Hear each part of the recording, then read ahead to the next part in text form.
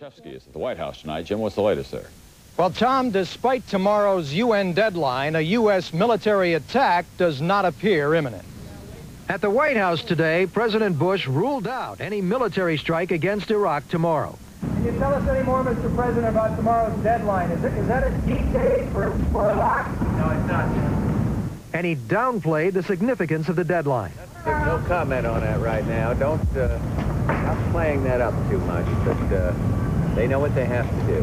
White House officials say Bush doesn't trust Saddam Hussein to tell the truth about his nuclear weapons potential anyway. What's important, they say, is how Saddam treats a new team of UN inspectors set to arrive in Iraq this weekend. 3 weeks ago, inspectors were shot at and denied access to some facilities. If that happens again, U.S. officials say that could be the tripwire for Bush to order an attack. And the U.S. is ready.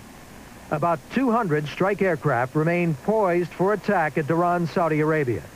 A list of potential targets has already been prepared.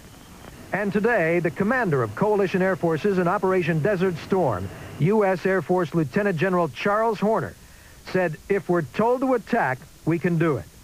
Horner said to destroy Iraq's entire nuclear capability would take a sustained air campaign of several days and weeks. From a diplomatic standpoint, President Bush cleared the way for attack when he won support from the coalition partners in meetings last week. The White House fully expects Saddam to give up just enough information to hold off an attack. But officials here insist they'll know if he's lying and is ready, and they're ready to take action. Tom?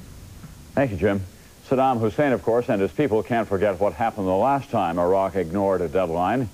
That was a little more than 6 months ago, and now they are preparing again to the extent that they can. NBC's Tom Aspel is in Baghdad tonight. If anyone here needs a reminder of the destruction Allied warplanes can inflict on Iraq, there's a photo exhibition in downtown Baghdad showing the effects of the 100-day Gulf War.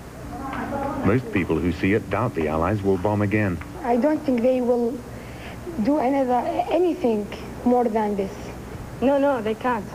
Some are not so sure. Everything is possible. But many are taking no chances this time.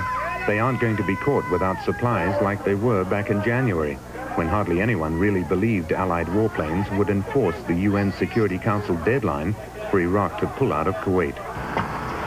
This time, they're quietly stocking up on essentials just in case. Anti-aircraft batteries have been moved onto high buildings in Baghdad during the last week, even though the Iraqis know they have no real defense or deterrent against attack anymore.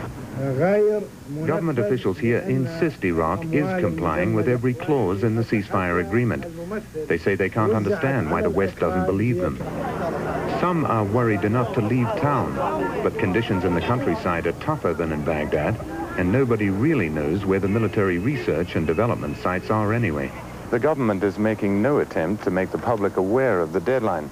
For now, Iraq is relying on diplomatic efforts to convince the West that it's telling the truth, and that all the details of its nuclear facilities and weapons development programs have indeed been disclosed. Tom Aspel, NBC News, Baghdad.